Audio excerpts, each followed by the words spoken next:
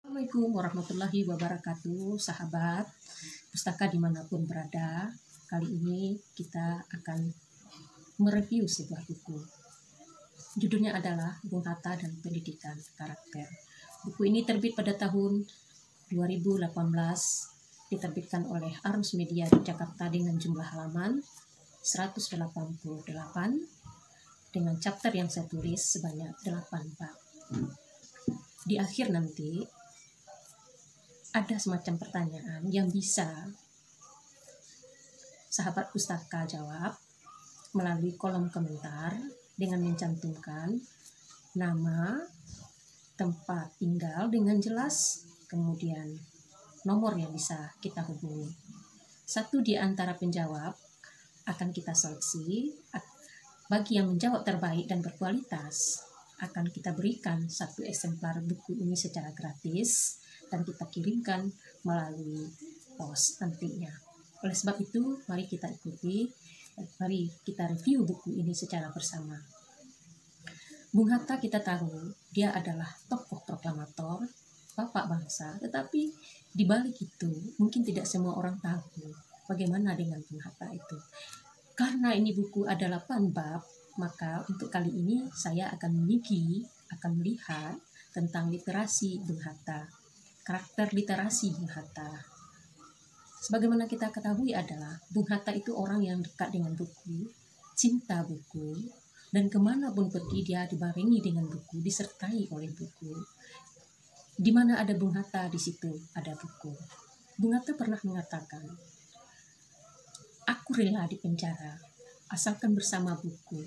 Hal itu terbukti ketika Bung Hatta dibuang ke Digul pada tahun 1934. Ada 16 peti atau 16 koper yang berisi buku menyertai Bung Hatta ke pengasingan. Buku itulah yang menyertai Bung Hatta, mendampingi Bung Hatta dalam mengisi hari-hari sepinya, hari-hari pengasingannya di pengasingan.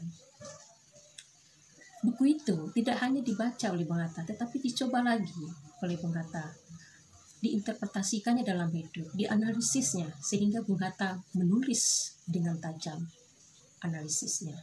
Sehingga salah satu terbukti ketika Bung Hatta di pengasingan itu, Bung Hatta melahirkan salah satu bukunya yang berjudul Alam Pikiran Yunani. Sampai sekarang kita pasti pakai buku itu. Kita masih merujuk buku itu. Masih menjadi literatur yang dicari oleh orang. Begitu monumentalnya buku itu dalam catatan keilmiahan dan kajian keilmiahan.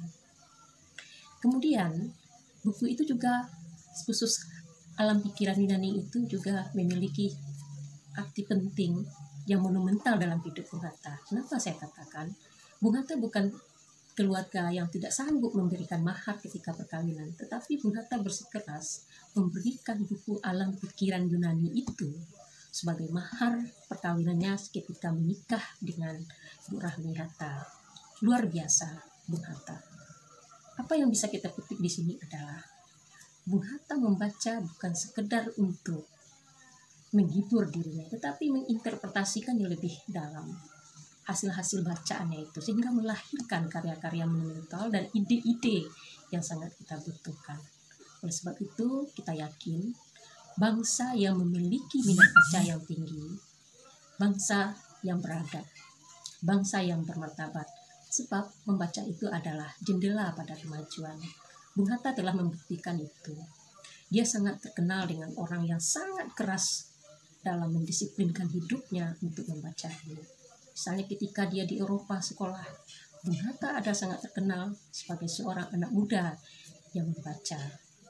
Bung Hatta juga mencintai buku, kata saya tadi, ketika di Eropa dia sempat memborong buku dan kemudian kalau tidak ada uangnya, maka dia berani terlebih dahulu mengutang kepada toko buku untuk mendapatkan buku yang dia minati.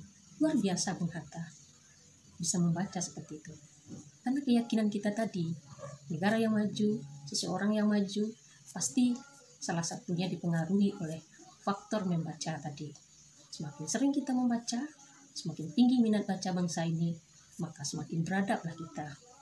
Hal itu terbukti. Di negara-negara maju orang memiliki tingkat dan minat baca yang tinggi, sehingga kemajuannya bisa dicapai. Jadi membaca itu memiliki korelasi, memiliki hubungan yang kuat terhadap kemajuan. Namun satu hal yang terpenting dari hasil penelitian menunjukkan bahwa membaca juga mengurangi seseorang untuk cepat pikun. Jadi kalau tidak ingin pikun, maka membacalah. Wajar tuh hari ayat pertama itu melahirkan, mengatakan suratnya, ayatnya, Iqra. Jadi bacalah. Jadi sangat relevan dalam kemajuan ini. Membaca itu adalah ujung tombak daripada kemajuan dan ujung tombak untuk membangun peradaban. Terakhir, dalam review ini, sebagaimana saya janjikan kepada sahabat pustaka, saya akan memberikan pertanyaan. Mohon dijawab, dan jawaban yang terbaik akan kita kirimkan 1 eksemplar buku ini secara gratis. Apa pertanyaan saya adalah, mengapa kita harus membaca? Itu saja. Terima kasih. Kalau ada manfaatnya, silahkan di-like, silahkan di-subscribe, dan silahkan di-share. Assalamualaikum warahmatullahi wabarakatuh.